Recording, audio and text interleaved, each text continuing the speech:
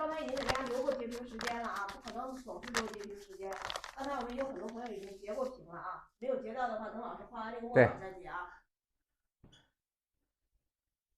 并且我们拍完课都会给大家分享的，大家其实没有必要非得在直播间耽误这个更多的时间去截屏了，是不是？刚才已经给大家留过时间截屏了啊。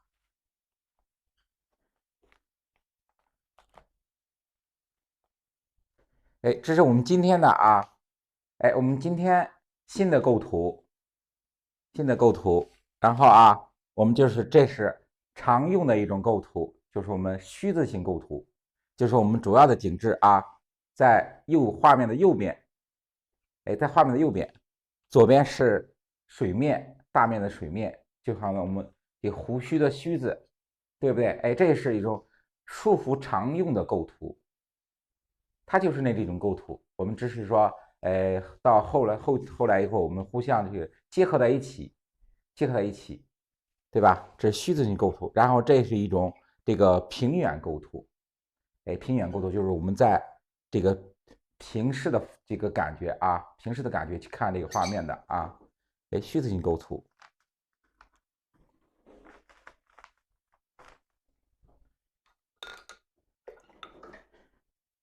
画之前讲了啊，我们画之前每幅画都是先讲构图，对吧？它的构图是什么样的，主要的景致是什么？我们每一次在默稿之前都给大家先讲一下，哎，然后我们再去画，对不对？然后再开始画。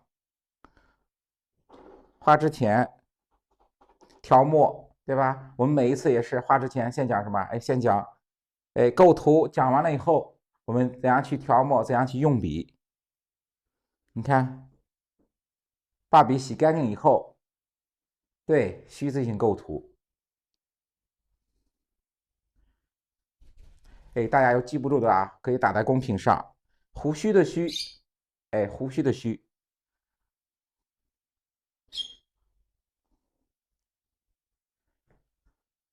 然后调好墨，哎，笔尖调墨，我们一起强调啊，我们在笔尖去调墨，调好墨以后啊，由近景的部分开始画，看，由近景的部分开始，前面是什么？哎，我们常见的构图都是近竖，对吧？近竖，然后中间是山石，中景山石以点景为主，然后在远处就是远山，对不对？这传统的一种构图方法。你看啊，先画树木，哎，单钩的树木，画树干，它是我们常见的那种榕树。你看啊，过来。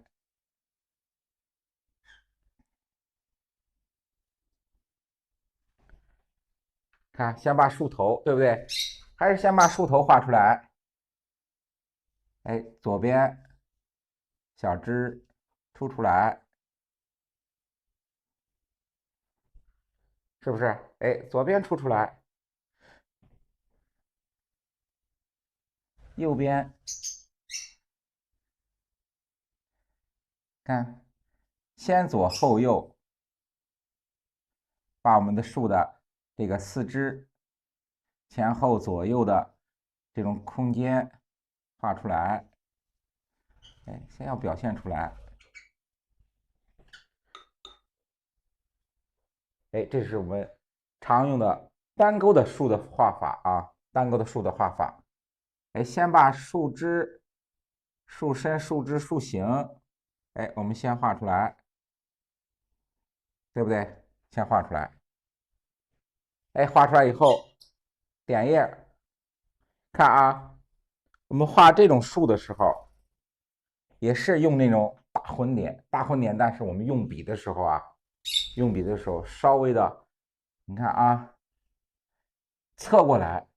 我们常用的传统的就是说用那个中锋去点叶，点那个叶子，对不对？哎，我们今天用你看啊，现在的那种树的画法，侧锋，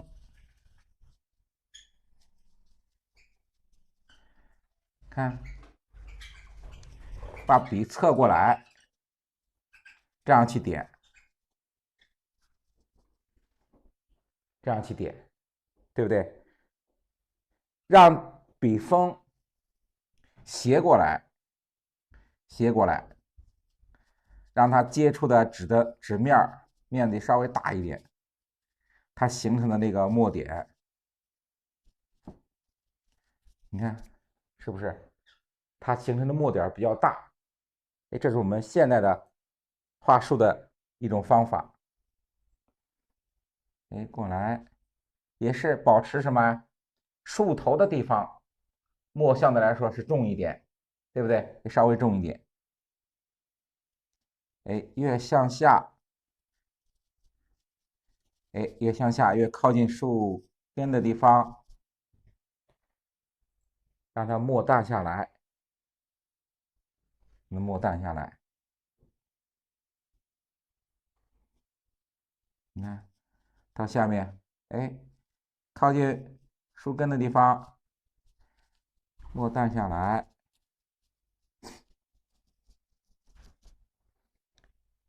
注意我们点叶的时候啊，先上，由上向下，由左向右，还是那么的这个顺序。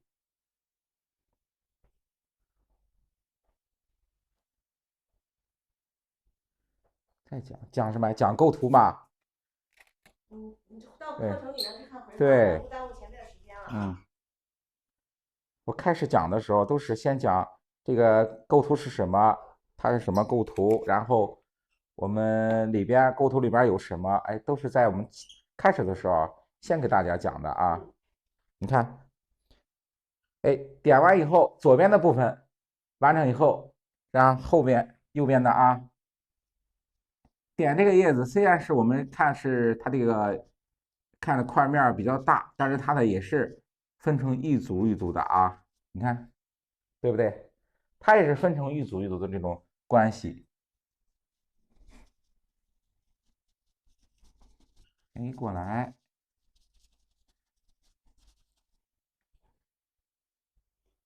哎，我们上面树头部分和左边这个墨色重，是不是？哎，到右边的时候，你看，哎，让它墨色淡下来，对不对？哎，让它右边的墨淡下来。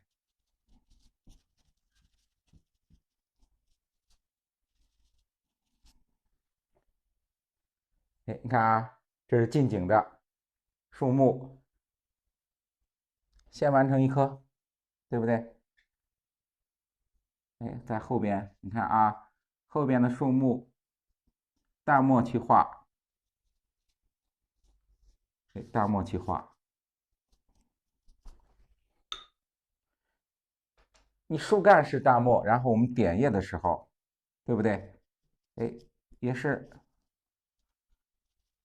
相对来说比较淡的墨色去处理。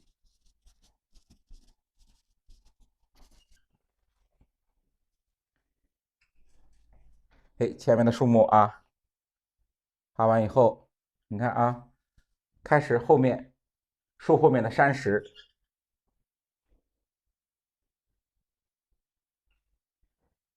你看我这种山石用什么皴法结构？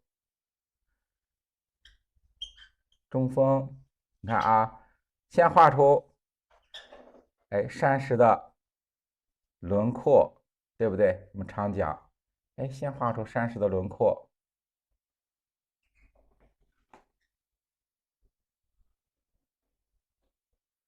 哎，山石轮廓，你看，过来，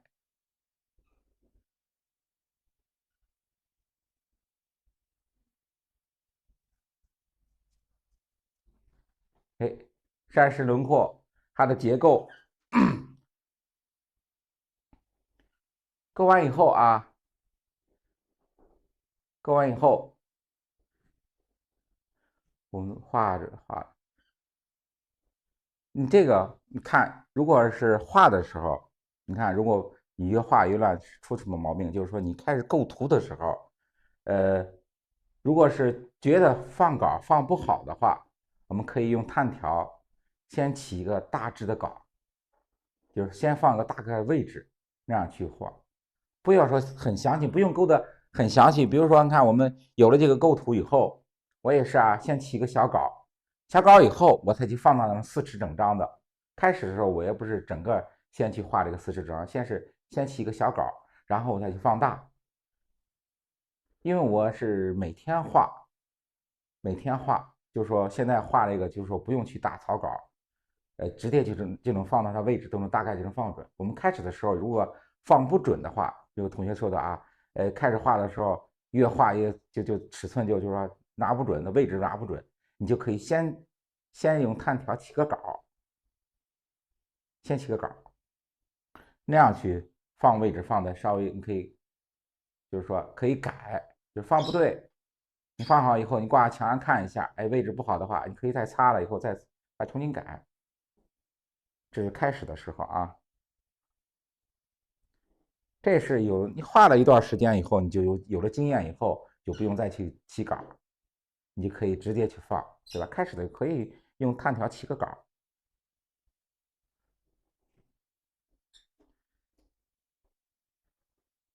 你看啊，哎，我们构完山石结构轮廓，你看我们村的时候啊，过来，你看我是这种村，就是我们折带加斧劈，你看啊，哎，折带加斧劈，前面的结构我用斧劈下来，哎，用斧劈下来，前面这个面啊，用斧劈，后边这结构，你看村的时候，我们常讲要分清前后结构，分完以后啊，你看我村的位置，哎，在这个结构线的后面，就是我们前后山石结构中间这个，哎，这是我们说的啊，叫什么？哎，石缝，就是我们石头暗部，对不对？你看，存在石头的暗部，它是亮部，就是我们石头鼓起来的地方，对不对？你看我们村的地方，哎，就是我们山石凹进去的地方，就是暗部结构。所以我们村的时候，就为了表现它山石的明暗结构，对不对？哎，我们村的目的是为了表现它山石的明暗结构。你看前面也是我们村的地方，对吧？就是我们山石的纹理，山石纹理就是说它的这个经过长时间的这个风化以后产生的这种山石纹理，对吧？它是一片的沟壑，它就是暗部。然后留白的地方，对吧？就是我们山石凸出来的地方，就是亮部结构。哎，所以我们村的时候一定要明白我们为什么去村在哪个位置，对吧？先把这个我们了解了以后，你再去村山石，哎，你就知道，哎，为什么要这个地方加村？你看，哎，过来，你看这种，哎，这叫折带，哎，这叫折带村。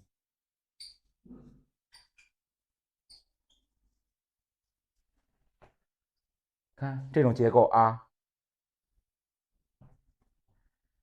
哎，村下来，把笔侧过来啊，侧过来，向下去村。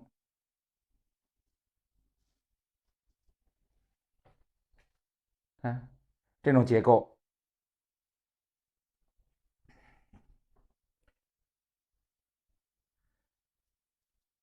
哎，它的山顶部分，哎，山顶部分用泼墨去表现它的植被，对不对？哎，我们用这个泼墨的方法表现它山石上面的这个植被，这也是现代的山石的一种表现方法。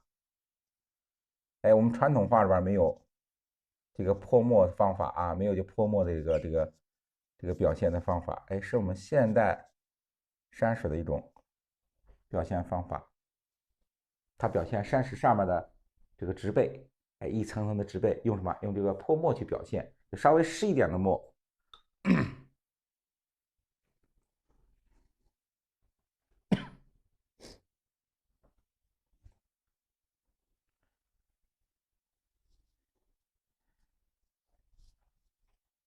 哎，你看啊，近景的部分，哎，加一些，我再加一个淡一点的树木，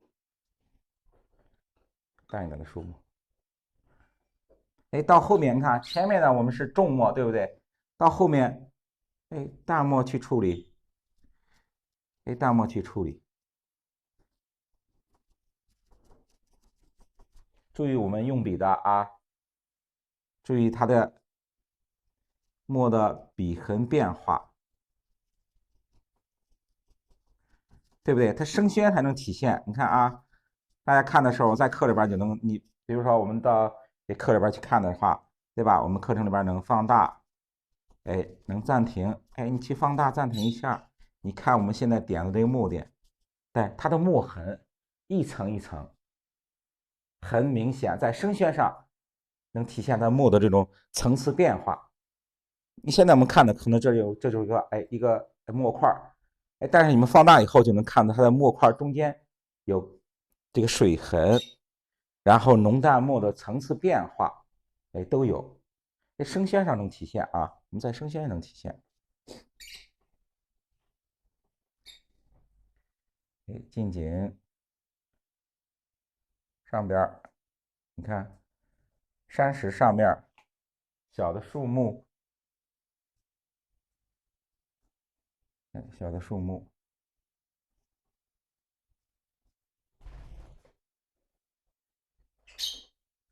画出来，然后啊，点的树叶，哎，树叶点的时候，我们就用什么？用我们常用的啊，一笔墨，一笔墨，在笔尖，笔尖是重墨，笔肚是稍淡一点的墨，到我们笔根的时候，就是说接近清水的那种淡墨。它这点的时候，在一笔中，哎，就由浓到淡，由湿到干，它产生一种墨的丰富变化。你看，这是一组，再来一组，你看啊，由浓，哎，由浓到淡，你看，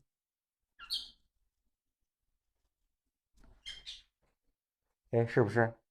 哎，所以说我们这是啊，调墨的关键，哎，这是我们调墨的关键。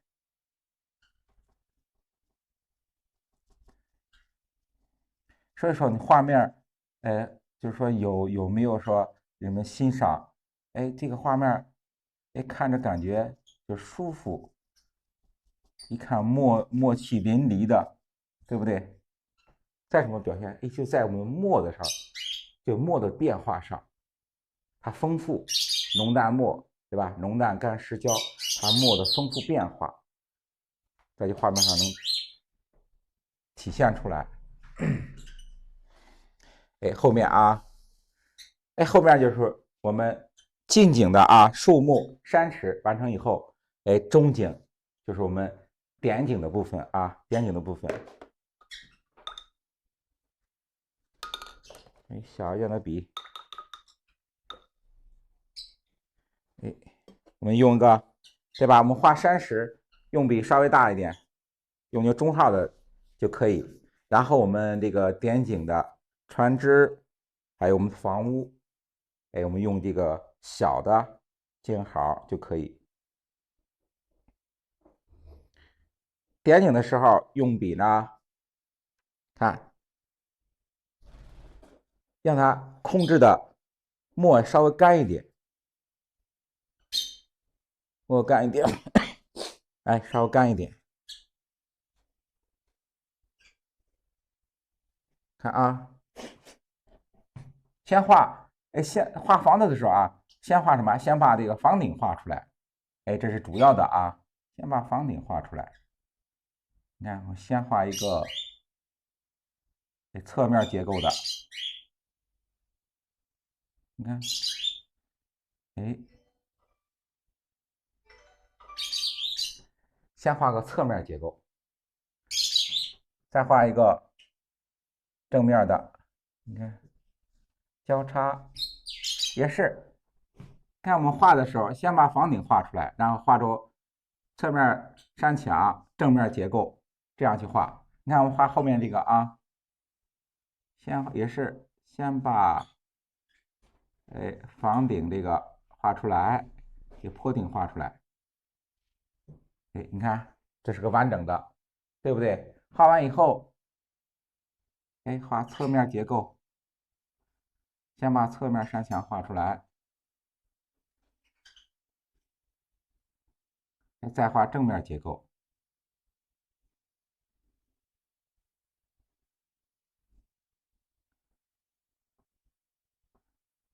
再画侧面。你看，三个面儿，大家记住，我画这个时候三个面儿：房顶、侧面山墙、正面结构，三个面儿。画完以后，这就是一个完整的一个房屋啊，这小房子，我们就是一个完整的。我们虽然说不是说画这个以建筑为主，对吧？但是它的点景的部分，一定要画正确，透视要正确。过来，你看啊，再画一个正面结构。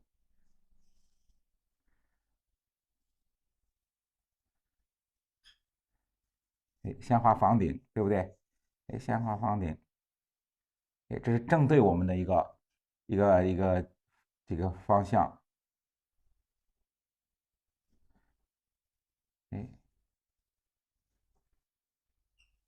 然后小门、小窗户，你看，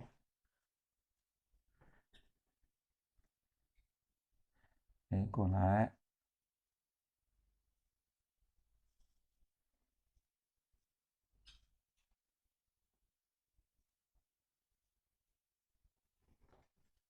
这是一组啊，这是一组，它是掩映在树丛中的，一组小房子，对不对？然后山顶上的树木，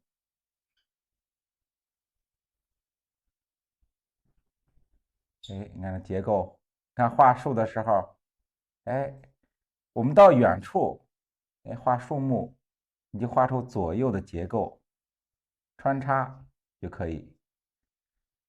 你看和前面的交代相对来说比较清晰，对不对？到后面，你看到后面的时候，我们画的时候，你把简单的它树形画出来，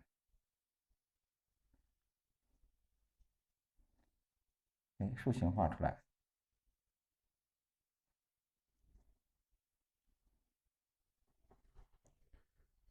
画出树形。点叶子也是，你看笔锋调墨，笔锋调墨，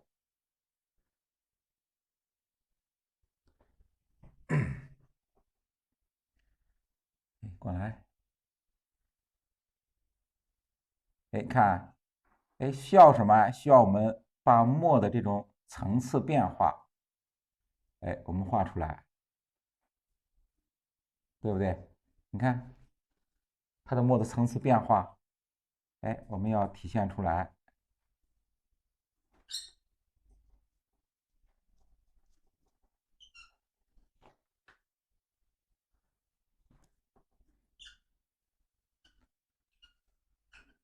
有浓有淡，树形，你看啊，树形它要什么呀？不要说画成圆形的啊，对不对？要有突出的地方，有凹进去的地方，一定要注意树形它的变化。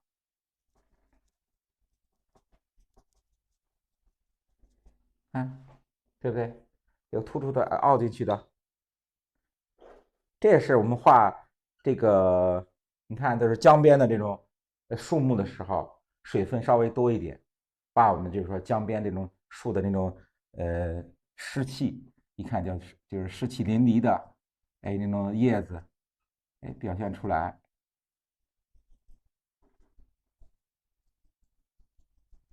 哎，我们前面画的，哎，那个江南水乡都是春天的，对不对？昨天我们画的这个和今天我们画的这个瀑布，哎，是一个秋景。今天我们画的这个啊，哎，今天我们画的这个是个夏天的景致。要注意什么？用墨，你看，把这个墨的这个水墨淋漓要体现出来，就是说我们夏天下过雨以后，哎，江边的这种景致，哎，我们怎么样去表现？我们的画，对吧？我们的课里边也是，对吧？不要我们不是在课里边单一的教给大家，比如说就画一个一个景致，比如说上一个浅见的就可以了。我们课里边的是春夏秋冬，对吧？春夏秋冬，还有这个雪景啊、雨景啊，对吧？都教给大家，在课里边都涉及到，而且非常详细的，哎，教给大家。春天的，它这个勾怎样去勾，墨稿怎样去勾，颜色怎样去上，对吧？都教给大家。夏天的也是从起墨稿，哎，我们春天的那个墨稿怎么样去画，夏天的墨稿怎么样去画，还有我们昨天画这个秋天这个瀑布这个也是，那墨稿怎样去画，颜色怎样去上，对吧？我们在课里边都有详细的讲解。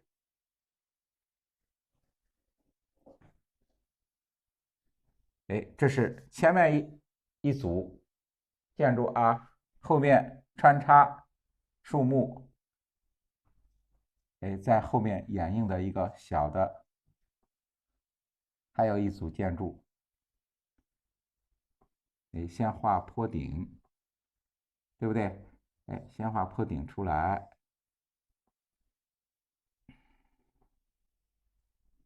你看，哎，先把坡顶画出来，然后侧面山墙，哎，侧面山墙，这是个正面结构，对不对？你看啊，我们右边这是正面结构，下来，小窗户，前面，2楼的阳台，哎，再下来，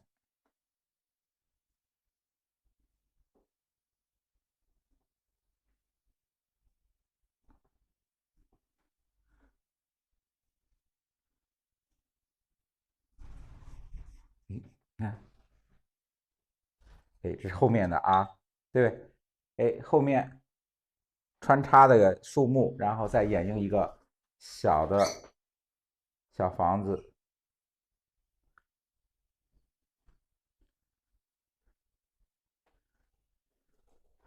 对我们，你看，虽然我们这个课吧，这个是就是说收费不多，但是啊，我们的课包括的这个东西比较多，哎，包括的东西比较多。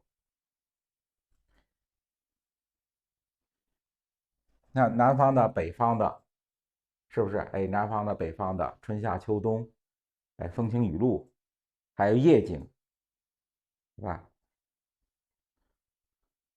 都很多的课里边，哎，包括的这个内容很多，不是单一的教给大家。今天，哎，我教给大家画块石头，对吧？然后教给大家画个构图，哎，它没有别的内容，全部都是这个，对不对？我们那不一样啊，我们那个里边课里边涉及的这个东西比较多，尽量说在这个课里边，哎，包括这个各个风景，对吧？各地的风景，我们黄山也有，对吧？太行山也有，江南的这个小景也有，大的画面也有，对不对？哎，远处你看啊，画远处的树木，哎，勾完以后，淡墨，你看啊，后面画后面的树，对吧？画远处后面的树，这个用墨一定要注意什么？不要太重啊，不要重，哎，以淡墨为主，哎，以淡墨为主，你看，对不对？以淡墨为主。哎，我们在那个生宣，你看生宣啊，他把这个墨的这种水墨淋漓能体现出来。哎，我一直强调，我们不要用什么，不要用这个熟宣或半生熟，它那个体现不出墨的这个韵味出来。哎，它不能把这个墨的韵味体现出来，还是我们生宣，你看啊，对不对？你看生宣它这种水墨淋漓的感觉，哎，它能画出来，它能表现出来。你看后面，对不对？你看后面它的淡淡的这种，哎，树木，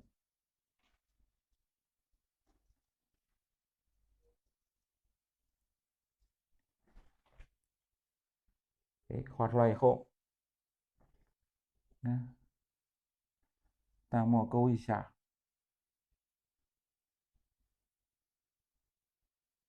哎，这是啊，我们点景的部分，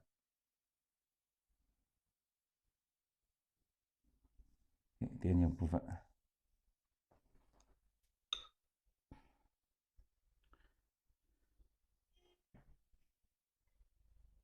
对，我们这幅啊，我们今天画的这个四尺整张的是个现代的山水，画的是个这个江边，对吧？南方江边的一个小景，然后是表现夏天的啊。看我们夏天处理这个树木，和我们春天和秋天又不同啊。大家注意看一下，我们画这个夏天的这种景致，江边的景致。你看它的用墨呀，还有它树的处理方法，对不对？和我们前面画的春天的景和我们昨天画的这个瀑布的秋景又不同，对不对？哎，我们这个建筑下面画一个平台，得靠近江边的啊，也是这种石质的结构，它的地基都是石质的结构下来。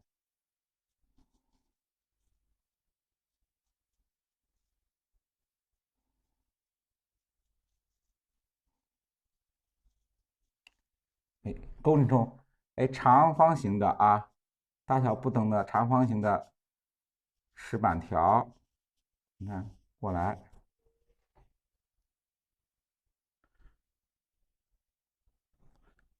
再就是江边的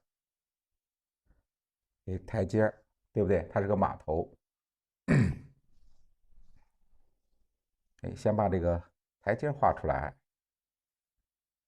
哎，看，从江边上来，一层层的向上延伸。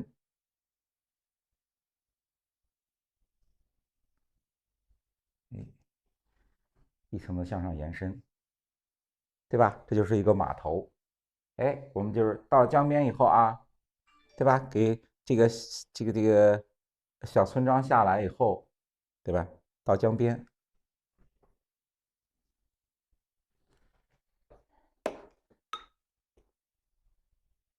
还是用一个稍微大一点的啊，稍微大一点的笔，我们去画这个山石结构。你看，哎，画一个稍微的方正一个大石头啊，对不对？江边的一个大石头，稍微方正一点。哎，画完结构以后，你看，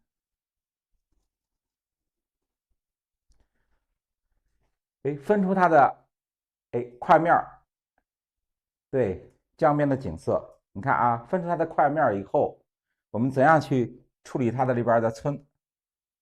把笔侧过来，看啊，侧过来，笔尖就是向上，笔肚向下啊。你看我这笔这样去处理，你看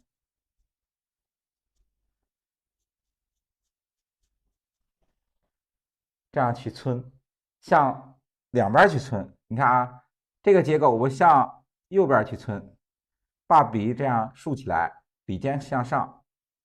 左边呢，叫它向左边去皴，这就是我们用的大斧劈。你看，哎，这用的大斧劈，这边是用的折带，哎，这又用的大斧劈。你看，右边向右，左边向左，中间留出它的哎鼓起来的部分。哎，下边你看，哎，靠近台阶的地方稍微染一下，哎，稍微染一下。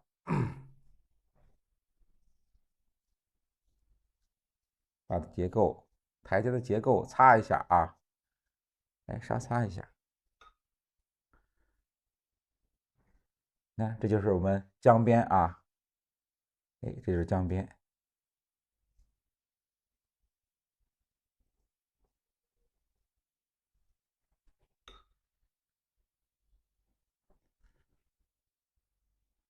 哎，小的碎石可以用稍微重一点的墨啊。我们画这个小碎石的时候啊，可以稍微重一点，稍微重一点。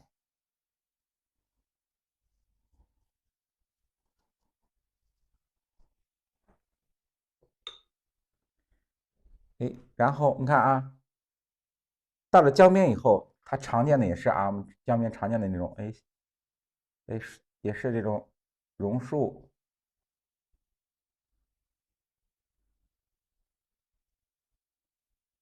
哎，榕树，我们让它怎么？哎，探向，哎，一定要注意我们江边的这个树木，它都是哎水汽大的地方，是不是？它向这个水面去探出来，是不是？哎，它向水面探出来。所以说我们画的时候，哎，让它这个小树枝，哎，向水面方向，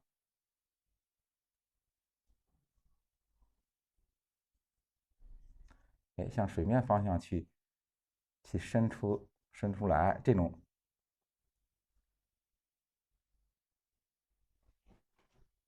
是不是？哎，给它伸向水的地方，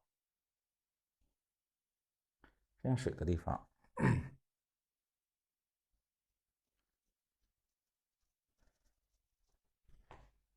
一样用笔，对吧？和我们前面画树点叶的这个用笔是一样的，侧锋，对不对？侧锋，注意它，哎，一组一组叶子的变化，哎，叶子的变化，过来，你看，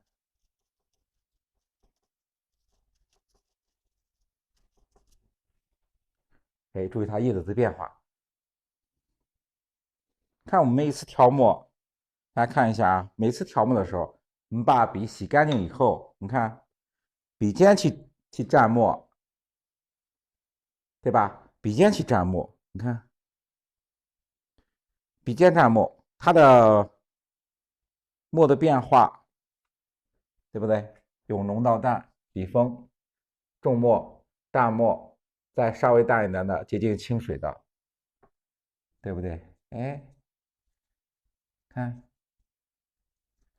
一定注意它的墨的变化。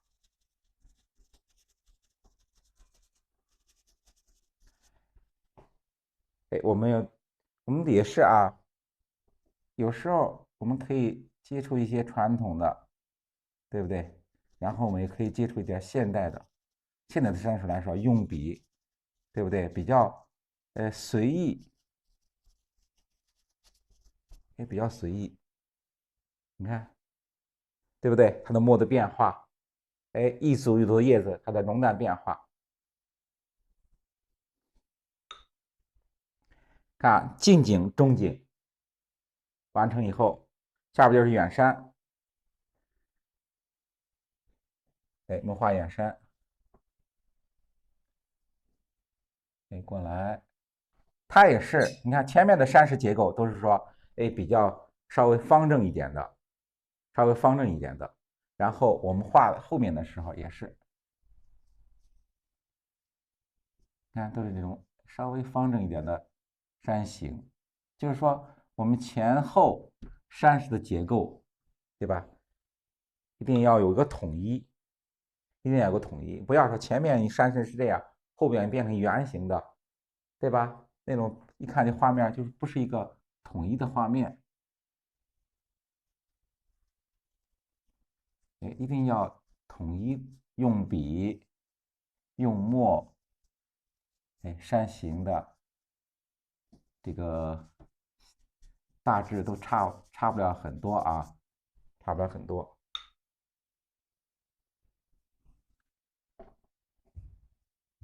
过来，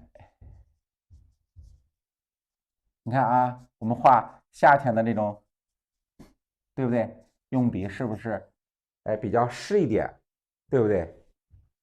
用笔比较湿一点，不像我们用这个，我昨天画这个秋天的那种，你看用笔稍微干一点，它就是进入那种大斧劈，对不对？比较干。看我们画这种画夏天的这种景致的时候，用笔看比较湿，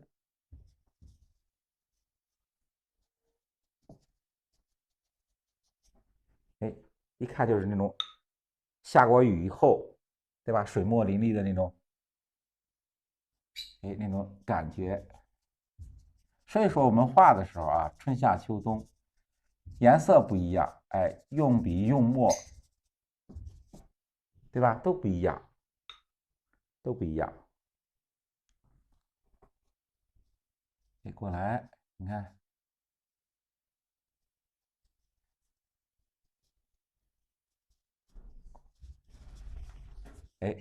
这是远山，是不是？你看啊，它的墨的变化是不是？墨的变化，这生鲜上，你看那生鲜，它的一笔，对吧？它的墨痕、水痕特别明显啊，特别明显。你在别的这个生鲜，这个别的半熟啊，或者是这个熟鲜啊、半生半熟啊，对吧？它体现不出来。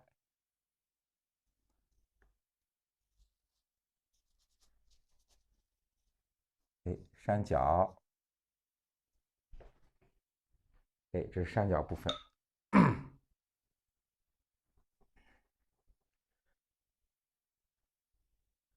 岸边，你看啊，这是远处的岸边。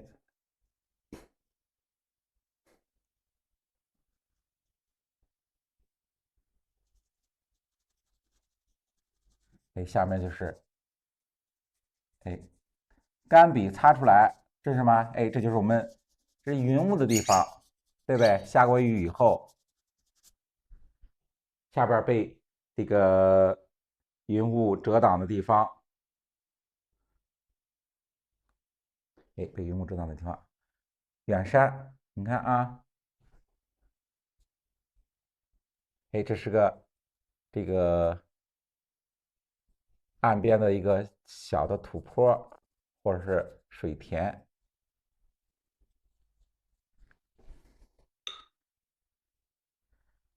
你看，在远处的远山，我们用这个大墨直接画出来啊，直接画出来。画进远山的时候，水分要大一点。你看啊，稍微大一点，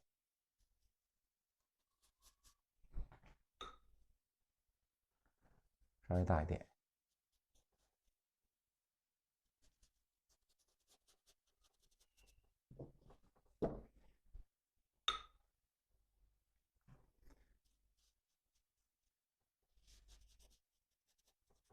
哎，下面就是啊，远处云雾，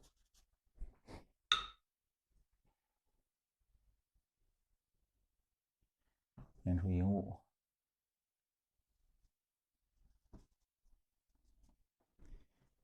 看近景的树木、山石，哎，中景的我们这个点景的小村庄，江边上常见的还有什么呀？对吧？小船，画小船也是我们用小的尖毫，哎，先画远处的啊，远处的，先画个远处的这个小船。江面上常见的就是什么？哎，带篷的这种江上的小船，哎，小一点。你看啊，我们先画小一点的，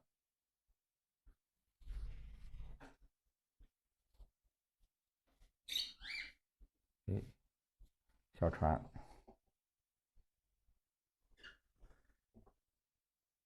这个船，我们江上的船都是什么？哎，带那种船篷，然后船帆，哎，倒影。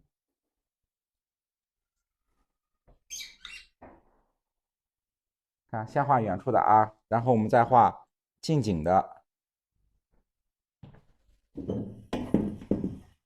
哎，我们画近景的，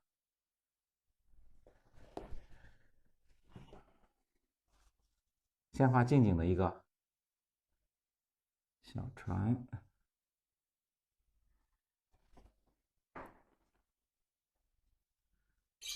哎，先画一个我们靠岸的，哎，正在靠岸的一个小船。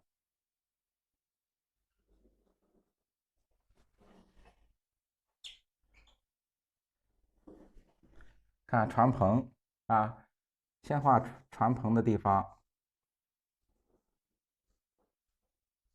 哎，看，先把上面这个船篷这个面画出来，画出来以后，再画里边的结构，就是它侧面的结构，哎，侧面结构，哎，画着侧面结构以后，是吧？船篷的地方完成以后，我们再画船身，哎，过来。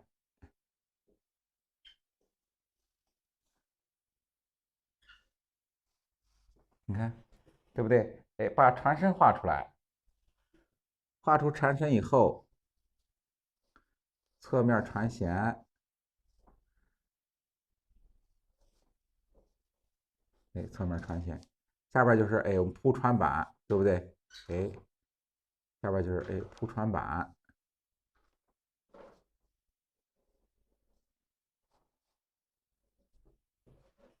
你看，哎，这就是一个，对吧？完成，然后撑杆，你看啊，过来，哎，撑杆，哎，这是靠岸的一个小船，对不对？还有我们岸边啊，今天的船你看稍微多一点啊，看近景的一个撑的小船，这是一个啊，还有下边就是我们画，对吧？江边挺泊的这个船，你看啊，哎，先画船篷，先画船篷，侧面结构，船舱里边啊，淡墨染一下，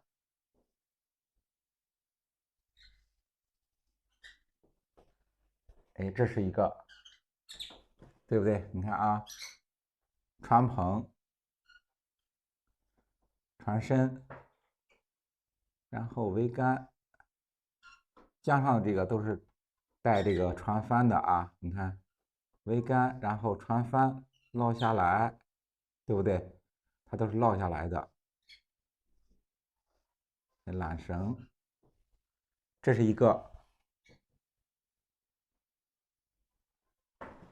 这是一个啊，后面再来一组，你看啊，船舱。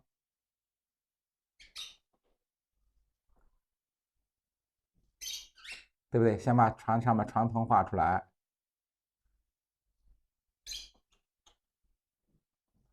哎，船身，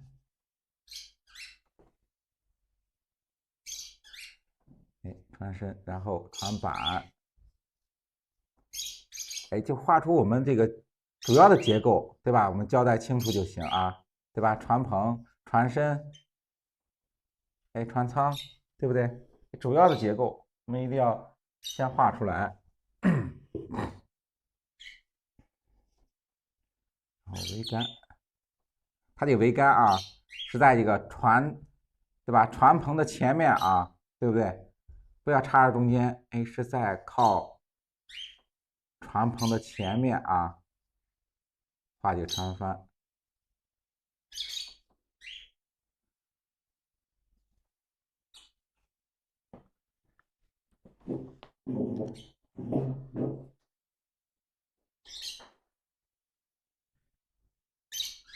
下边是什么？哎，倒影，哎，靠近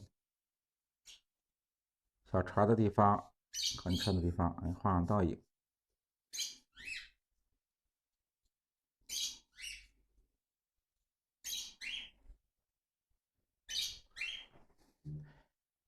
这挺泊的船，哎，挺泊的船也要有倒影。桅杆的地方，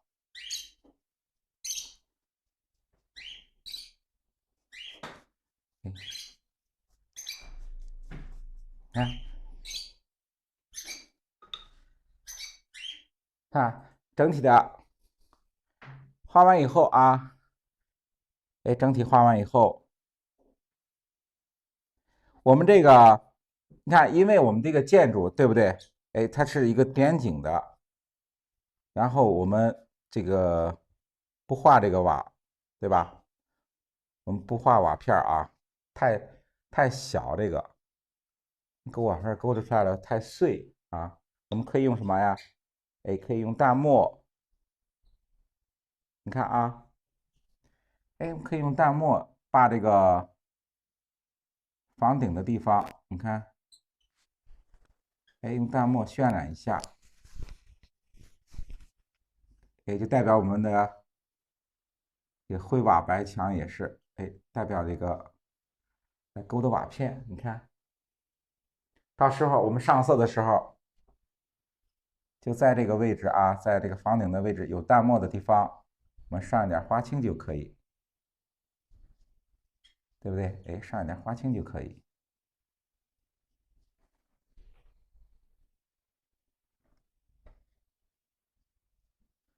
哎，把我们房顶淡墨稍染一下，到时候我们上一色的时候，哎，花青就可以。哎，这个不画瓦片啊，那就不用画瓦片。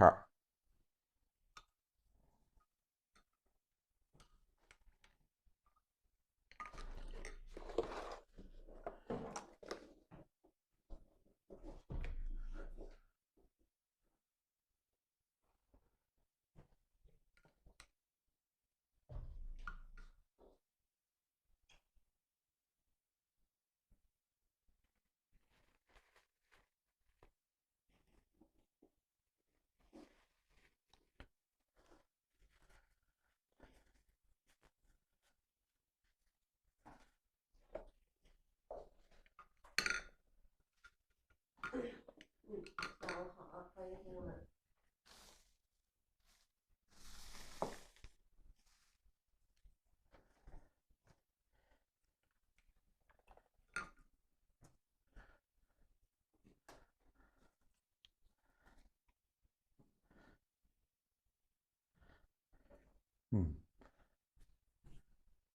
这个我们这是昨天的啊，昨天完成的这个墨稿。哎，今天我们去着色。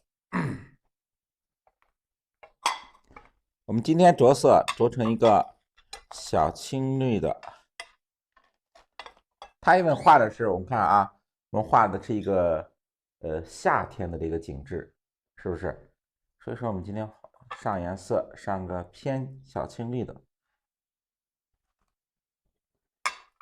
哎，上之前你看啊，因为我们左面，对吧？我们所有的景致都在这个右边，左边是个空白，我们江面的上色，对吧？我们就是常讲，就是说它上那个颜色来说，我们要晕染开。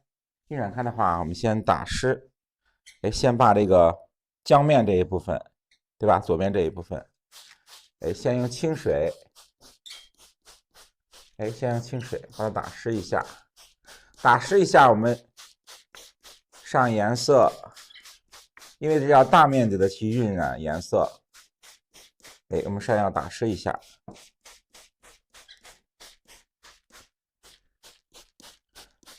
哎，稍打湿一下。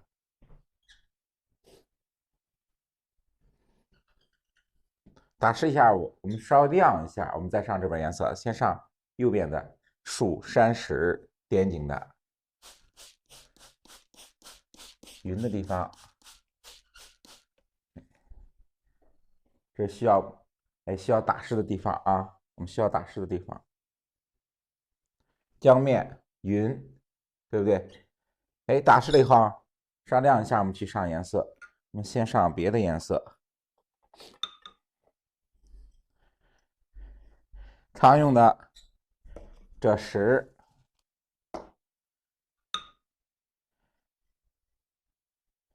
哎，赭石颜色，赭石里面加藤黄，常讲啊，我们这边稍加一点藤黄。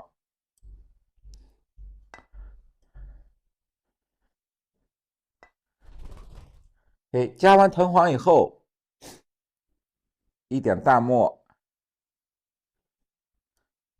对吧？稍加一点淡墨，让它这个赭石里面变成那个赭墨色，哎，稍花一点，稍加一点淡墨就可以啊。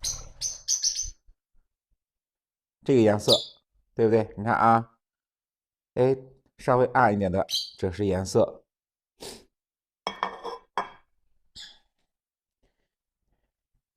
树干，对不对？你看啊，哎，树干部分，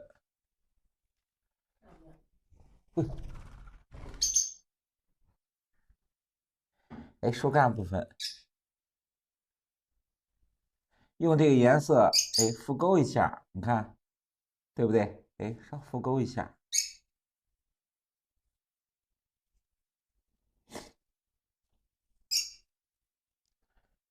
把我们树干的地方看啊，我们这个上面这个景致上面的树的部分，对不对？树的部分、树干的部分，我们都用这个赭石稍复勾一下。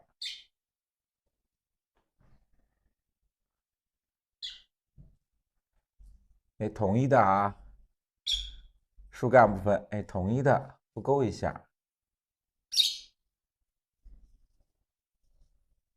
你看，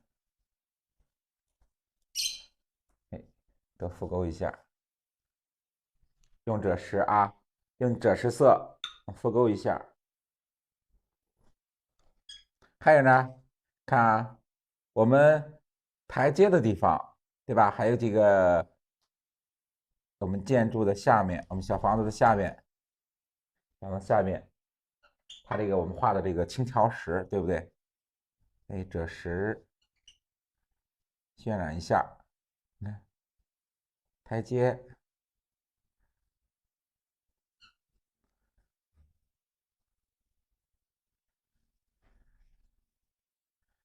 哎，你看啊，这是我们需要上赭石的地方，树干，我们下边这个平台，石质的平台，还有我们台阶的地方，对吧？哎，赭石上一下，赭石上一下。山石部分，大家看一下啊，山石部分，也是用这个赭石，还是这赭石。我们把这个我们村的地方，你看啊，我强调一下，我们山是村的地方，赭石，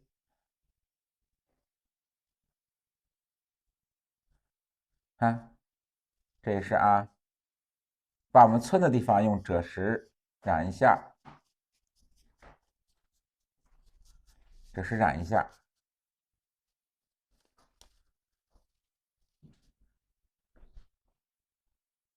先用赭石，我们上这个小青绿之前，就说我们常讲的，对吧？要打底色，打底色就是以赭石、花青、藤黄为主，我们打一下底色。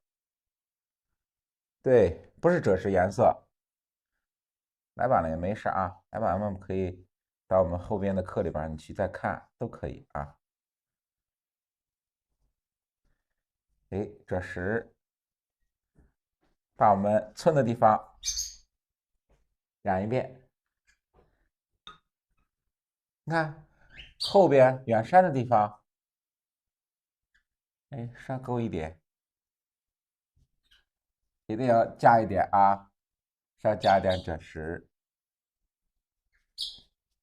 哎，稍加一点赭石。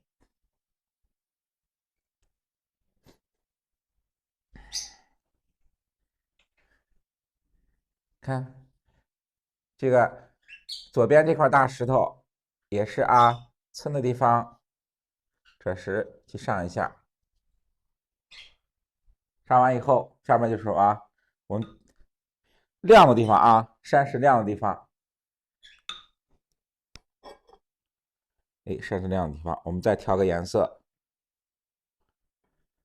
花青啊，现在我们用花青，花青，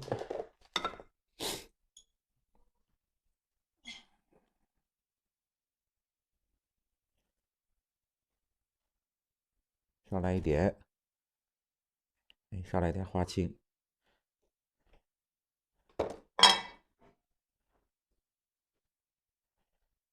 花青，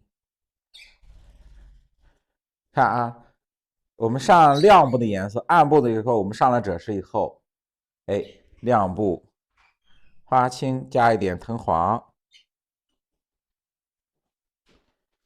哎，稍加一点藤黄，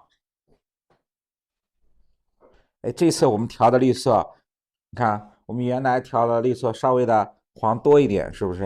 哎，我们今天这个绿色呢，黄不要太多，看调这种偏老一点的绿色啊，你看，哎，我们调的偏老一点的绿色，不是说我们原来调的那种黄多，对吧？今天的黄稍微少一点啊，这个绿色。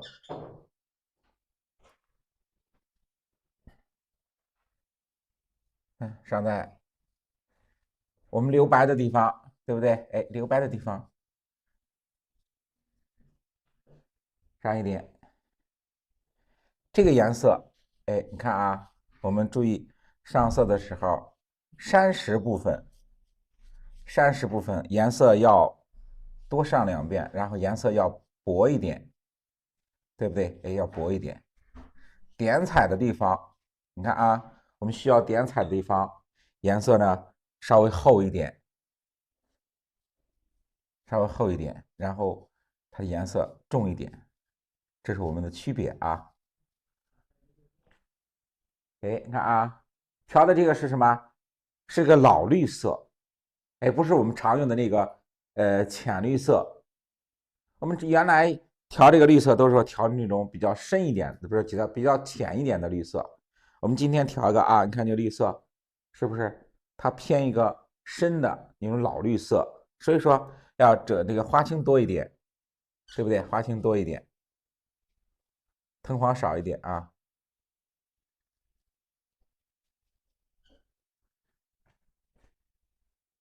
哎，这个颜色，远山加清水，你看啊，现在颜色我们要加清水。我们常讲随类赋彩，随类赋彩就是根据我们墨的深浅变化，我们颜色也要一个，对吧？深浅的变化，墨重颜色稍深一点，到时候墨淡的时候，我们颜色稍浅一点啊，大家记住这一点。到后面你看啊，到后面远山颜色让它，对吧？我们加清水，把颜色里边加清水啊，加清水以后，把的颜色调淡，我们去上后面的远山的颜色啊。哎，后面远山的颜色，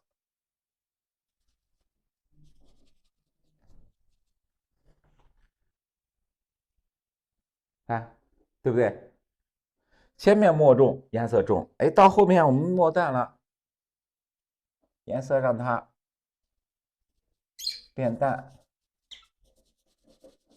对不对？要记住啊，我们上色一定要记住这个规律啊，这个规律。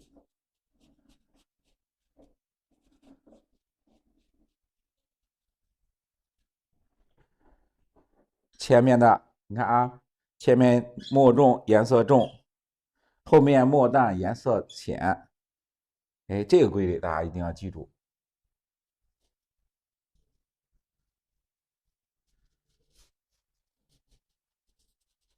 我们常讲这个，对不对？每次上色之前，我们常讲随类赋彩，随类赋彩就是随着我们墨的变化，颜色的也要随着墨的变化去变。远山，对不对？完成啊。对，山石的墨重，我们颜色就重一点。后面的淡了以后，我们颜色就变浅，对吧？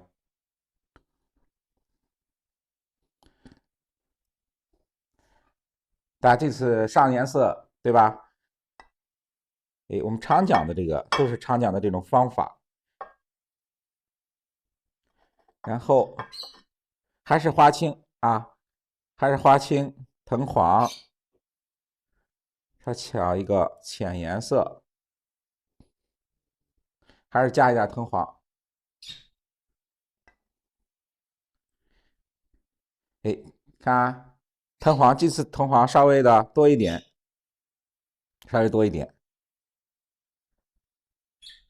先把远处这个水田染一下，哎，水田染一下。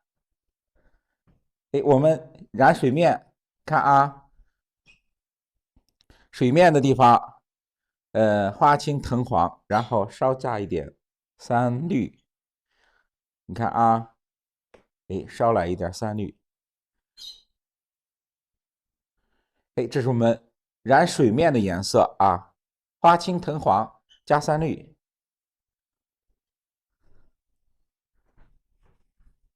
水面，哎，水面开始打湿了，对不对？我们稍亮了一下，现在我们上颜色，对吧？上颜色也是啊，不要说你打湿了以后你去上，打湿了以后上颜色水分太大，所以说哎，稍亮一下，稍亮一下。哎，上面的浮水，哎，上面的浮水没有了以后，我们再去上颜色。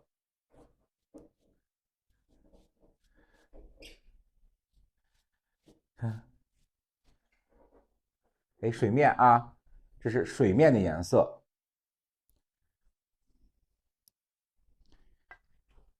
哎，花青藤黄，稍加一点三绿。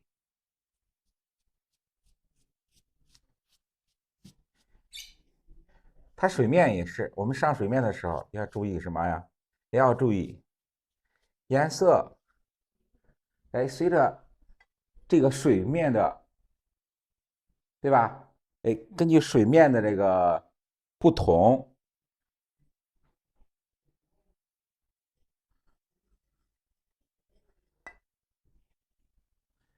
哎，过来，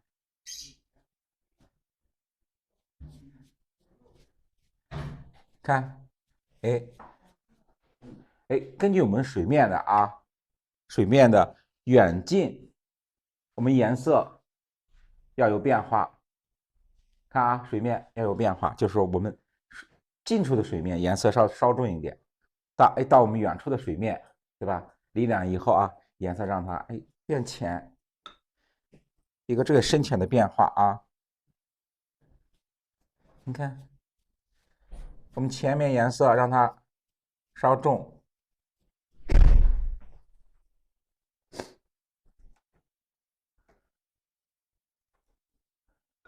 对，我们水面打湿以后稍停一下，然后你看打湿了以后，我们开始打湿以后，它水面不是浮水特别多，对不对？水特别多，稍晾一下啊，把它上面的浮水吸进去，吸着宣纸的时候以后啊，现在就是处于半湿的状态的时候，我们再去着色，再去染水面啊。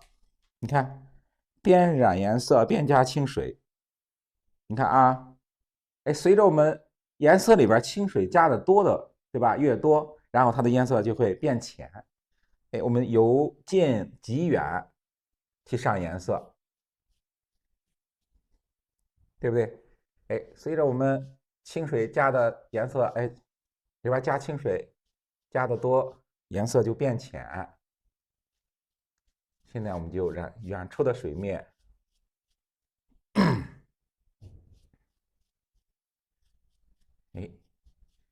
远处，你看是不是近处的颜色深，颜色眼前浅，对不对？有个这个变化啊，不够再调。我们颜色也是啊，随用随调，对吧？随用随调。你看用完以后，重新再调，还是啊，花青藤黄，花青藤黄，三绿，少加点三绿。这是我们染水面的颜色啊，看近景的，再加一点，让它前面的颜色，对吧？尽量的重一点，稍重一点。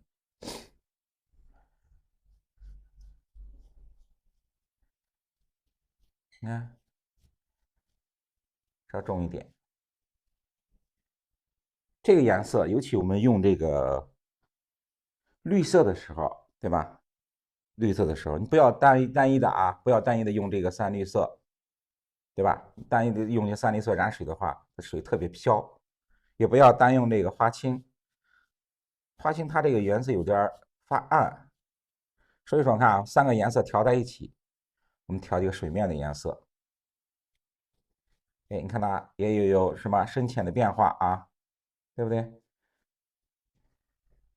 近景的水面让它稍微的亮一点，重一点。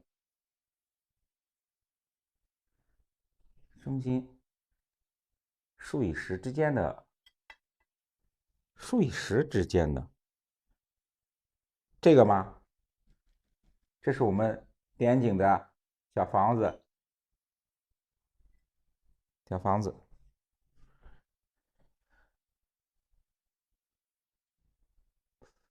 墨色变浅，没事啊，变浅以后上完颜色以后，我们可以提啊，需要我们墨色稍微提的地方，干了以后啊，我们可以再去提颜色，提这个墨色，用颜色在墨再去浮勾一下就可以啊，再提一下都是可以的。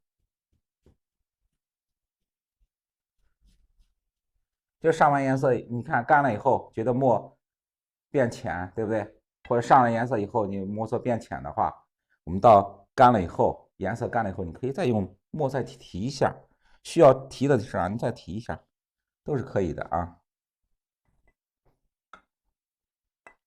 水面染好以后啊，树木，我们叶子，树干我们上了赭石，对吧？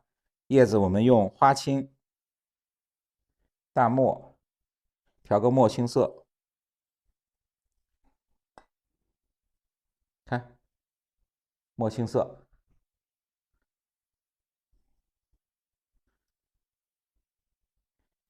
花青就是花青和大墨啊，就2个颜色，你调个墨青色。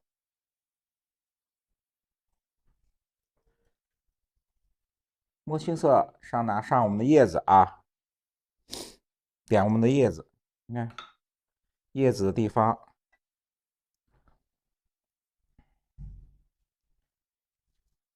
哎，叶子用墨青色去染，然后上的颜色的时候，你看，尤其上我们叶子的颜色的时候啊，不要太重，淡淡的去上一点啊，上一点颜色，把下面的这什么呀？把下面的墨色，哎，显露出来啊！不要覆盖这个墨的颜色，对吧？你看后边墨的深浅变化要显出来，你不要颜色太重，你把这个墨整个覆盖住，看不出它墨的深浅变化。水的3色，我刚才讲了啊，我们刚才讲了这个上颜色，讲了好几遍。同学们有知道的可以告诉这个同学，打在公屏上啊。我们上颜色，上水面的颜色，有知道同学可以打在公屏上告诉他，哎，我们上颜色，水的水面颜色是3个颜色组合在一起的，大家可以告诉他啊，可以打在公屏上。我们再加深一下，对吧？加深一下我们的记忆，因为我们染水面常用的这个颜色，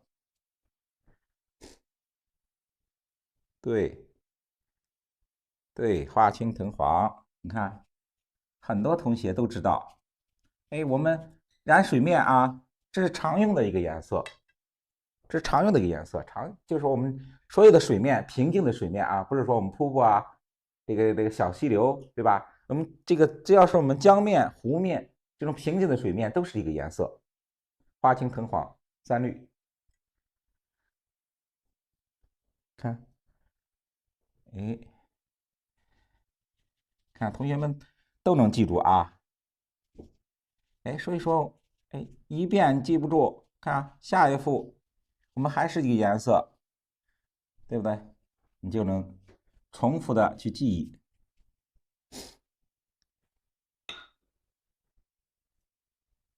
叶子，看啊，前面的叶子稍重一点，我们颜色是不是开始上的时候，看啊，盘子的颜色是稍微现在是重的，哎，稍加一点清水，边上颜色啊，边上色边加清水，到后面是不是后面浅的叶子，我们颜色也是随着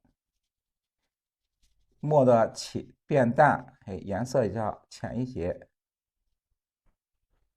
你看，边上颜色边加清水，来一点，你看，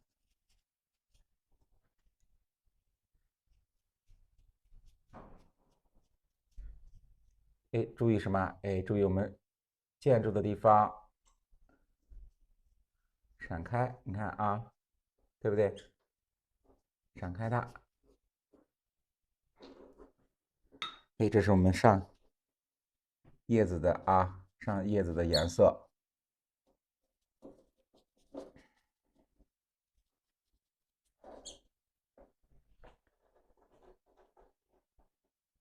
对，花青，对，花青淡墨，花青淡墨调成一个颜色，哎，我们点叶这是常用的啊，这个颜色也是我们常用的。你看我们画现代的这个山水来说，对吧？也是这个颜色。我们传统的画传统的点叶树，基本上也是这个颜色。哎，后面你看，淡淡的，哎，点叶啊，哎，这是我们点叶的颜色。云，下边就是啊，上面需要虚云的地方。也是这个啊，也是这花青加淡墨，哎，花青淡墨，哎，染出。我们云都是什么，对吧？都是留白，我们不上颜色啊，云的地方都是我们自然的留白，用颜色去把我们这个云，哎，就是说用颜色把它挤出来啊，把它挤出来，你看，对吧？留白，这就是云，哎，这就是我们的云，不需要上颜色啊，不需要上颜色。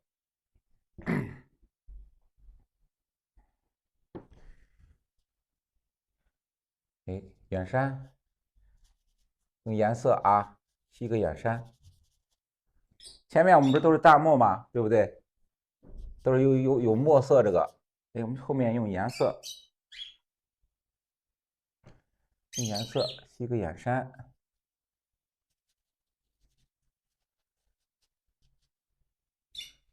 哎，中间你看啊，中间这就是需要处理的云，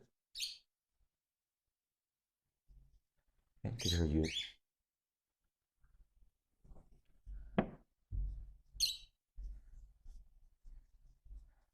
哎，花青，调到墨青色，把山顶染一下，哎，山顶染一下。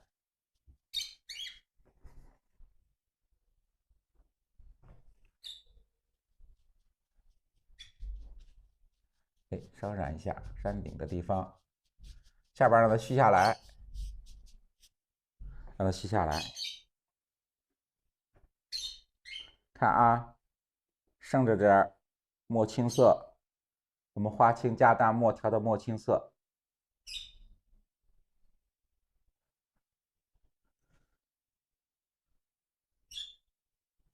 怎么调在一起？你看啊，你就是加一点花青，对吧？先加花青，加了花青以后，你看啊盘子里有点花青以后，对不对？淡墨怎么就不能调在一起？你看啊，笔上稍加一点加一点淡墨，你看稍融合一下。你不要说你加花青，然后你就加淡墨，你不调和在一起，它融不到一起，对不对？上颜色之前，你看啊，大家看一下，我每次上颜色之前，都要把这个对一点点的墨就可以，不要加的太多，一点就可以。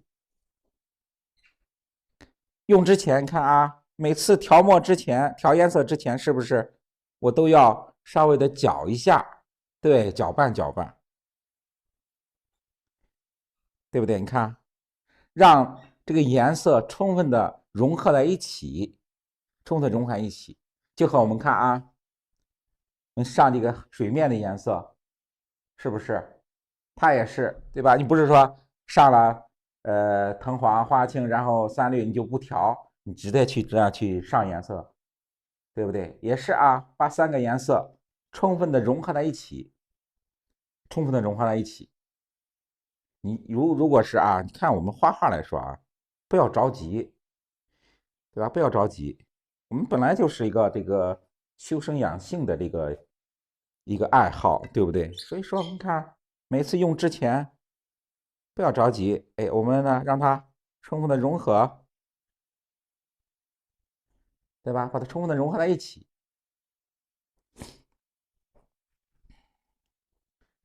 看调在一起以后，你看它肯定是两个颜色，很自然的融合在一起，形成一个新的颜色。看倒影的地方，对不对？也是这个墨青色啊，我们还要用这个墨青色。倒影的地方，哎，上一点，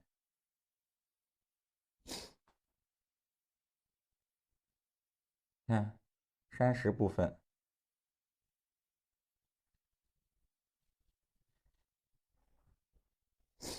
倒影，对不对？哎，倒影我们也是啊，倒影的部分也是用这个墨青色去表现。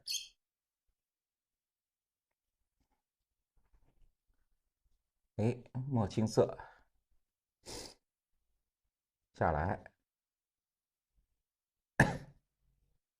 哎，我们小船也是没上颜色啊，大家注意，我们还是没上颜色，因为它这个也是画面太湿，画面太湿，我们稍亮一下，干了以后啊，我们再上这个小船的颜色。哎，倒影，远山，哎，你看啊，远山也有倒影，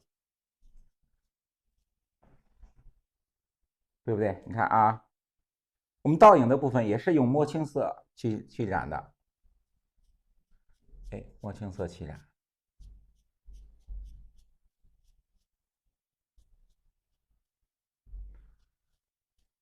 哎，染一下倒影的地方。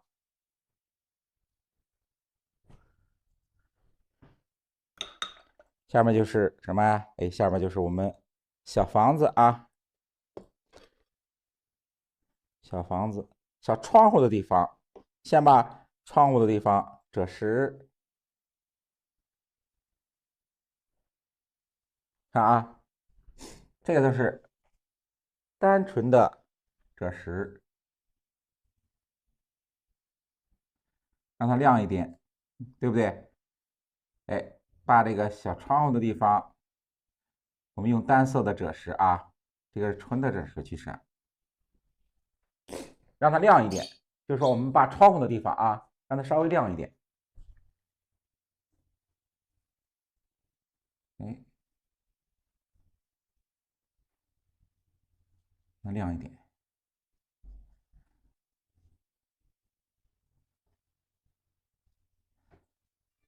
哎，稍亮一点。房顶，对吧？你看啊，下边房顶是什么？花青。哎，我们房顶就用花青去染。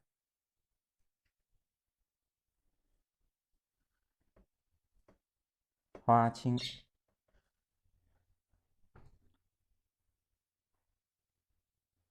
这个房顶我们上了淡墨啊，对不对？我们用淡墨打底，可以用单色的花青。哎，用单色的花青去染。对，我们喷了啊。我们这个染云的地方，还有我们水面是打湿了以后啊，打湿了以后上的颜色。来一点花青啊，房顶是花青，小窗户是赭石。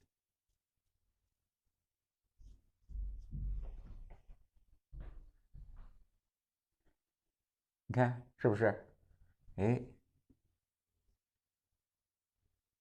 这个不需要说调色啊，对不对？这不需要调色，就是单纯的赭石花青，我们染就可以。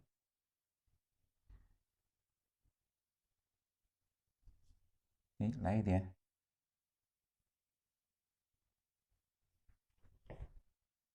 看，对不对？灰瓦白墙，是不是比较醒目啊？在我们这画面里边，它这个颜色，哎，这就是我们画面需要什么呀？哎，需要一个这个怎么说一个画眼，就是说比较醒目的地方，就是现在我们的建筑部分，对不对？哎，建筑部分，看关键一点，还有一点啊，我们大家记住，这个结构啊，你看啊，我们这个房檐的下面啊，房檐下面都是用淡墨敷勾了的地方，哎，敷勾的地方用赭石，你看啊，用赭石稍敷勾一下，这是我们细节的地方，那啊，对不对？哎，看房檐的地方，我们用淡墨敷勾的地方，用赭石再敷勾一下，一定要注意啊，我们画点景的东西，哎，一定要把细节处理到位，一定要把细节处理到位。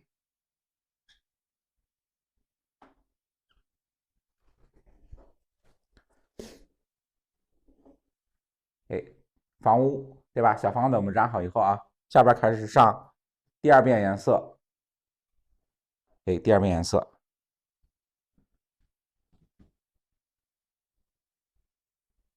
稍加一点，哎，这10地方，你看啊，不够的地方，第二遍我们要稍加一点，你看啊，哎，稍加一点，还是这个赭石颜色，对不对？赭石藤黄，哎，稍加一点，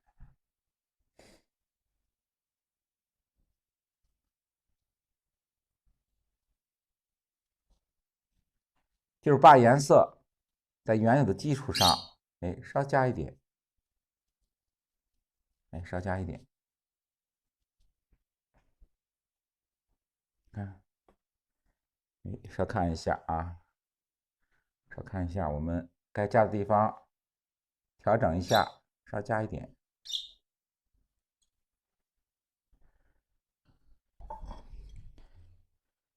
染树，对，我们染树的时候就按我们这个点页的那个笔法染就可以啊。那个方法就是，你看我们点墨点的时候那种笔法，对吧？我们染色还按那个笔法点就行，还按那个顺序，有近，对吧？有近景的树，先染近景的树，再染后面的啊。开始啊，我们开始上后面的颜色啊。我们这是第一遍颜色完成以后，对吧？我们开始第二遍颜色，上是第二遍颜色。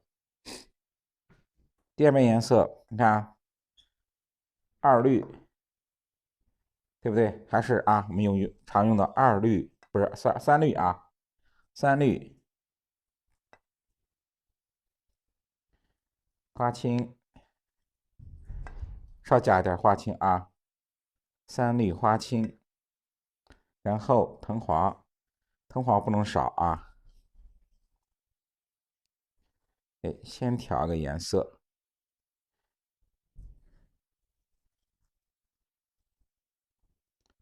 看啊，调这个颜色，哎，这个颜色就是什么？哎，我们染水的那个颜色，对不对？哎，花青、藤黄、三绿。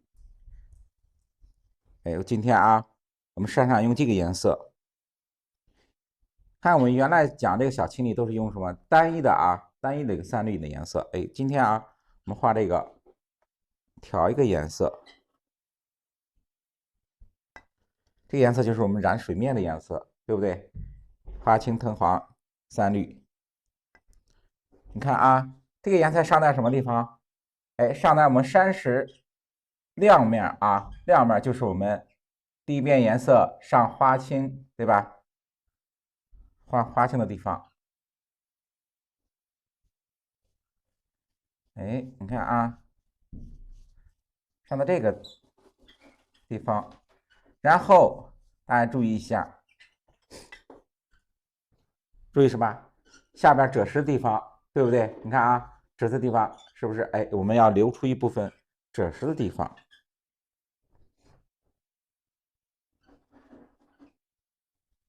哎，赭石地方留出来。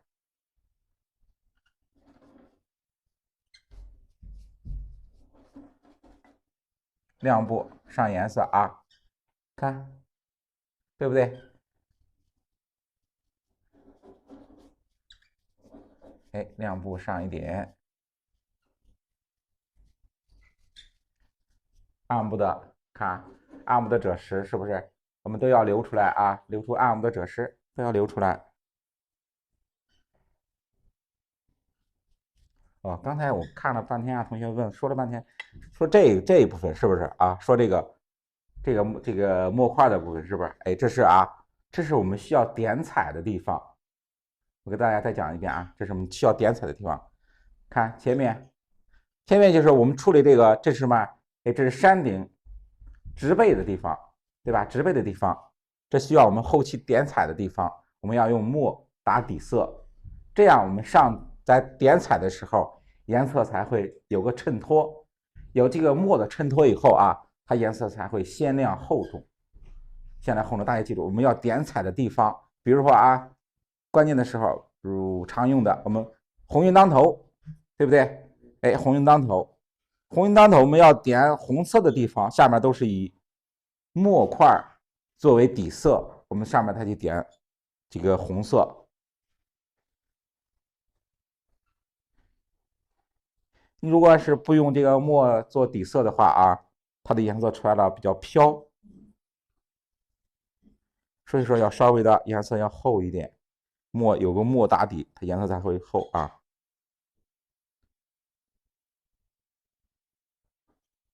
谢谢啊，谢谢大家点赞。哎，完了以后啊，我们还是调好这个颜色，哎，上在山石亮的地方，哎，山石亮的地方。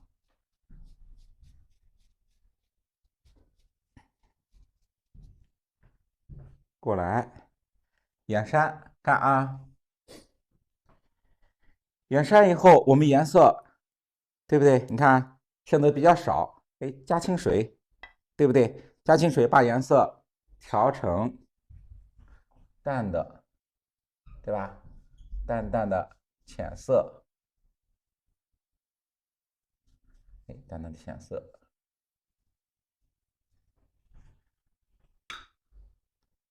看到下面，让它稍微有个过渡，哎，后面的要下面的褶石，对不对？稍微有一个过渡下来，还需要留褶石的地方啊，对不对？哎，还需要留褶石的地方。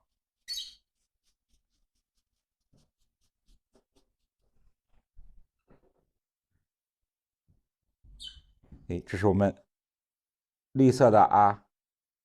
现在是什么颜色？现在是我们第二遍的颜色啊。第二遍我们山石的颜色。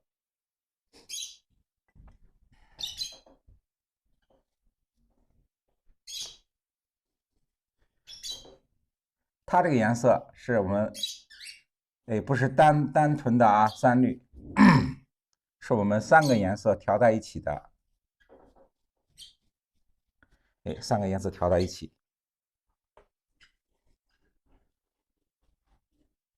哎，染一下。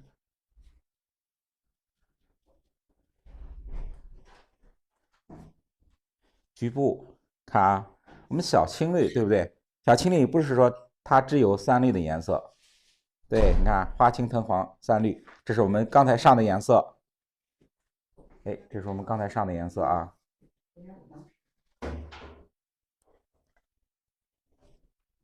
花青，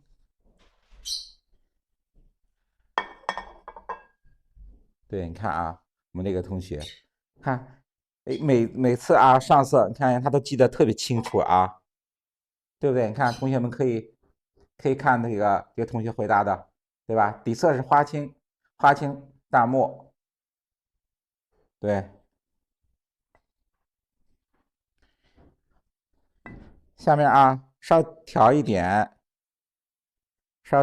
这个三青啊，稍调一点三青。三青呢，三青里边啊，稍加一点什么？哎，稍加一点这个，哎，花青，把三青和花青稍调一点啊，局部加一点，对吧？局部加一点这个三青的颜色，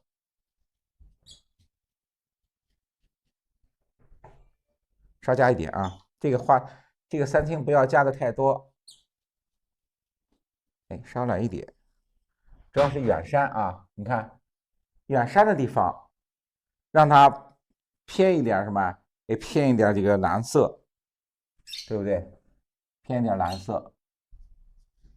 我近处的可以让它颜色稍微亮一点，因为是近景的景物，对吧？你可以让它稍微的偏一点绿色。远山的地方让它稍微偏一点蓝色，就是所谓的啊这种青灰色，它不是纯蓝的。对不对？它不是纯蓝的，我们可以稍微加一点花青进去，加点花青进去。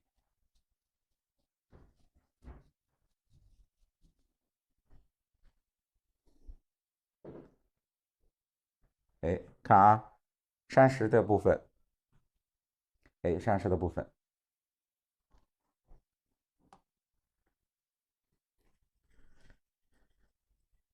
哎，然后我们可以再调一点墨青色，花青，哎，花青加淡墨，稍加一点淡墨。你看啊，加淡墨的时候啊，稍加一点墨，不要加的太多。哎，不要加的太多，充分的让它融合一下。你看啊，我们每一次上色之前是不是？哎，不是说我把两个颜色，对吧？在调色盘里边用水一冲就行了啊！你看啊，一定要让它的颜色，不管是一种颜色、两种颜色，就是你单色上的时候，我们要充分的让它用清水，对吧？让它调和一下，调和一下啊！哎，稍调一点墨青色。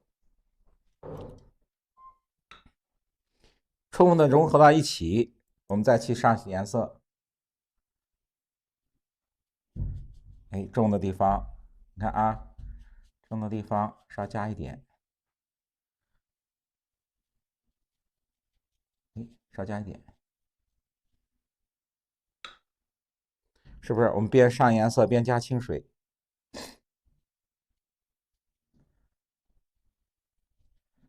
哎，这是我们第二遍颜色的调整，是不是？哎，我们第二遍的颜色调整。就是我们第一遍有时候啊，我们上颜色有时候上不到的地方，哎，上不到的地方，我们在第二次上色的时候，对吧？一定要上到啊，就是我们做颜色的补充。你看，你上第一遍有时候颜色哎上不到，我们第二遍的时候要找一下，上到位。你看。哎，注意，我还要注意啊！我们上色的时候还要注意一点，大家看一下，看啊，我们树干的中心地方，我们树的中心地方，我们没有上颜色啊，对吧？没有涂颜，中心地方这是透亮的啊，这是个透亮的部分。前景的树木，你看树干中心的部分是不是也是透亮的部分？一定要记住这一点啊！哎，要有透气的地方。这样我们上颜色，你看出来了以后，是不是给人感觉哎比较清新透亮？不要说一下整个上的特别满，哎，该留气眼的地方我们要留出来。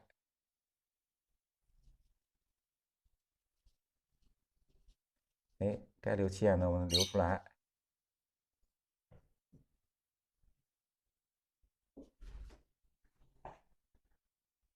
啊，是不是？看我们前面这个，对吧？后边这个小树也是啊，中间部分也是留白。你看，这是我们每次画的时候你交代的，对吧？一定要交代清楚。树叶的地方、树干的地方，对吧？它还有中间我们能透过来的地方，对不对？哎，一定要这个画的时候、上颜色的时候，一定要留出来。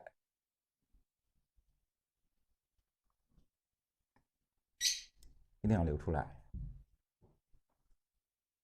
哎，远处云的地方，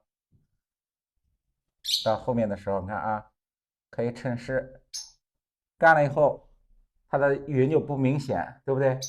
不明显的话，我们在趁湿的时候，我们加颜色的时候，哎，再稍加一点，你看，稍加一点，它的云就会对吧？就会明显。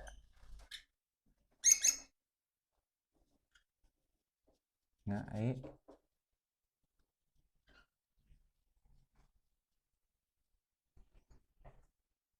哎，这是我们第二遍加颜色。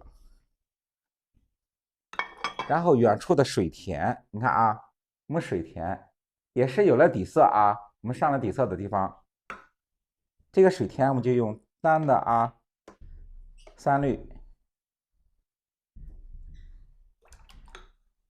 哎，我们用单纯的3绿去染一下这个水田的地方，它因为是远处的啊，不要颜色不要太重，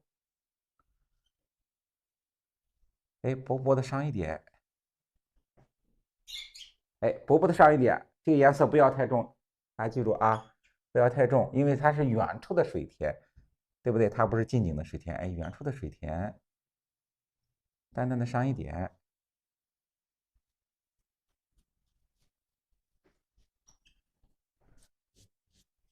然后笔中的这点颜色我们也不能浪费，对不对？加点清水，我把这水面染一下。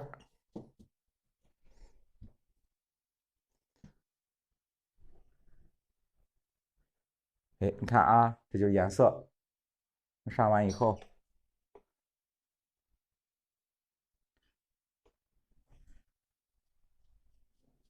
哎，亮部可以加一点，可以稍加一点。好了，哎，下面啊，我们上船的地方，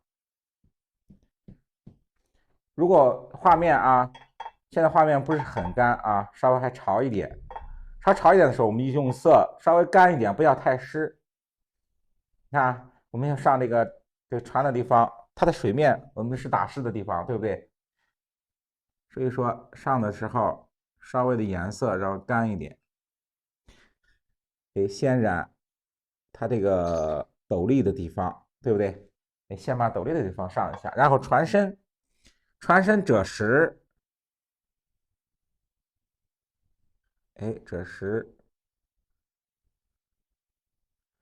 稍染一下，哎，赭石。这个我们上船的地方，对不对？哎，你就用单色的赭石就可以。哎，单色赭石。哎，现在我们那个水面这地方，哎，稍微的还有点潮，不是太干，也可以上啊，上一点。哎，我们船帆的地方啊，要留白，不要上颜色。大家注意，我们这幅作品里边画的船只相对来说比较多啊，有帆船，有这种撑的船，对不对？你看啊，我们上的时候，船帆的地方要留白，对不对？要留白，不要上颜色。把船篷、船身赭石，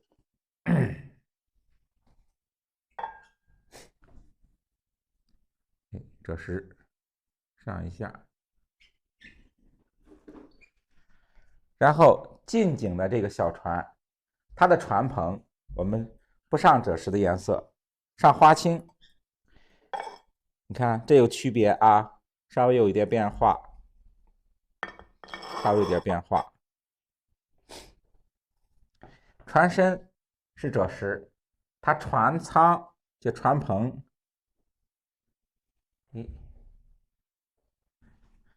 上一点花青。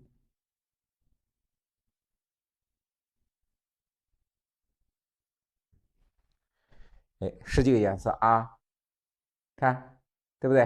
哎，它的船篷用花青去染，哎，花青去染。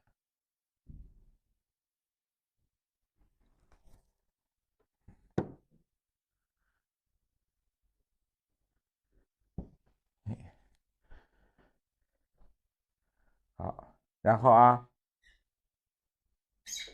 小房子干了以后，干了以后，它的颜色，哎，变浅，哎，稍加一点。哎，可以把小房子的房顶，哎，稍加点颜色。干了以后，它的颜色有点浅啊，我们可以再加一点，稍加一点。看，哎，稍来一点颜色，还是花青。我们房顶啊，就是单纯的花青，没有加别的颜色。哎，单纯的花青。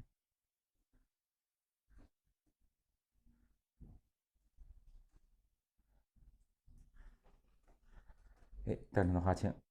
哎，下面啊，点彩部分，我们看这个，我们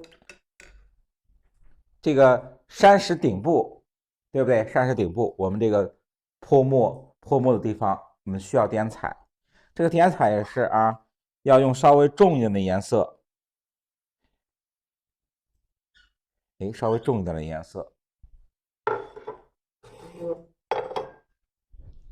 就是说点彩的颜色要重，然后稍微稠一点。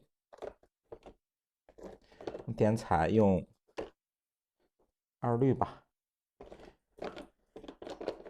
哎，我们点彩啊，山顶上点彩的地方要2绿起点。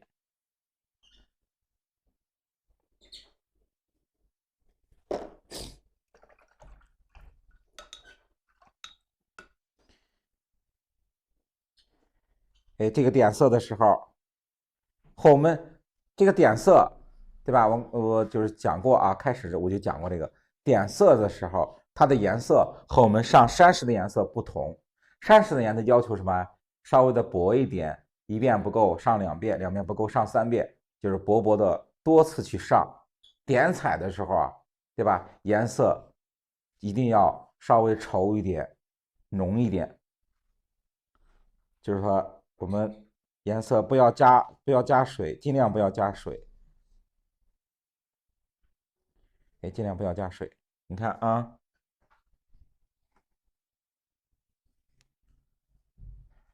看对不对？哎，点色的时候，它颜色要稠一点，要稠一点，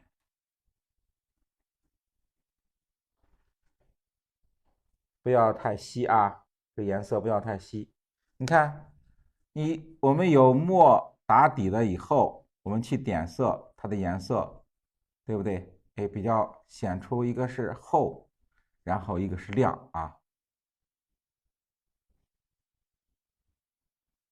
哎，你看，我来。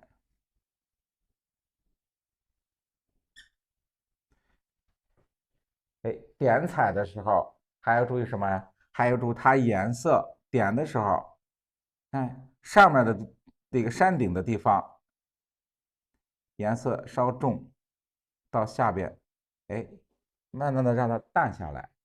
你看，这需要点彩的地方，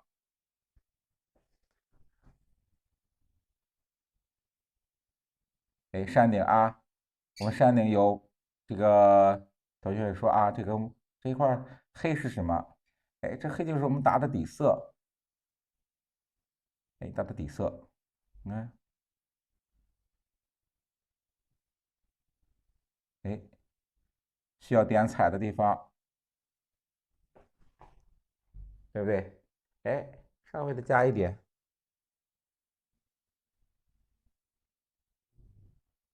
颜色点彩的颜色啊，一定要稠，对吧？稍微稠一点，不要太稀。有的同学就是点那个红晕当头，就是啊，总觉得啊，怎么老是点的这么红，我点不够，对吧？就是说我们点的时候颜色有点太，可能是有点稀啊，水分多。点色的时候一定要注意它的颜色，一定要深一点，特别稠啊。你看，如果我们的叶子上的啊，你看我们在叶子上点彩的时候，你看啊，我们可以加一点，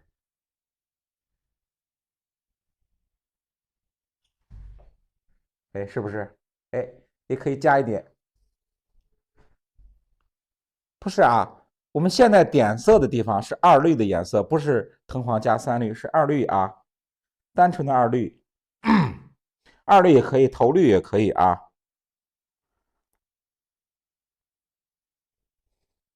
二绿也可以，头绿也可以，这两个颜色都可以，只要用稍微这个重一点的颜色，对不对？用稍微重一点的颜色，你看，哎，我们这个树叶的地方，对吧？也可以加一些点彩啊，哎，也可以加一点点彩，是不是？它的画面来说，哎，就比我们单的墨色要好看，对不对？哎，加一点，你看，对不对？哎，在我们点那个叶子的地方，咱们也可以加一些点彩。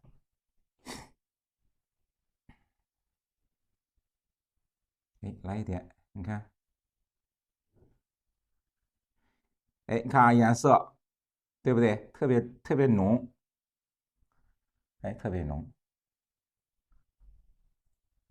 所以说点彩一定要记住它的颜色，你不要说我们那个和我们上色一样啊，薄薄的去点，哎，那肯定是不行的，对吧？你达不到那种这个亮度，达不到那种厚度，所以点彩就需要稍微浓一点，就和我们这个泼彩一样，是不是？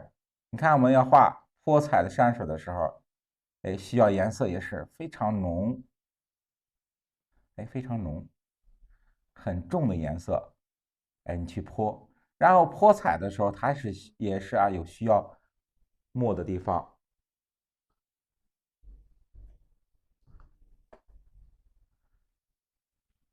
看，近景的，我也可以点一点，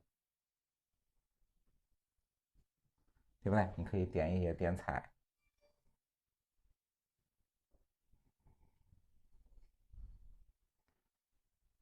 哎，这就是啊，我们画什么呀？哎，画那种这个夏天，对不对？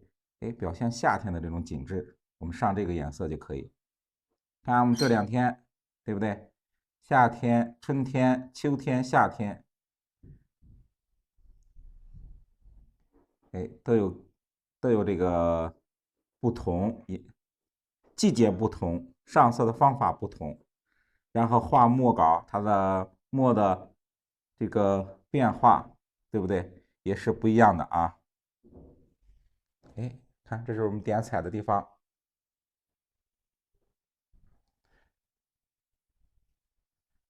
哎，稍微加一点，哎，需要点彩的地方。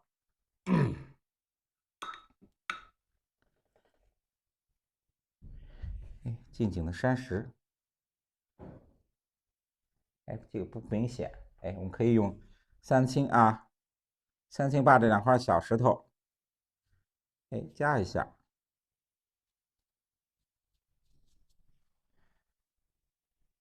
看，这是我们点彩的啊，大家去点彩。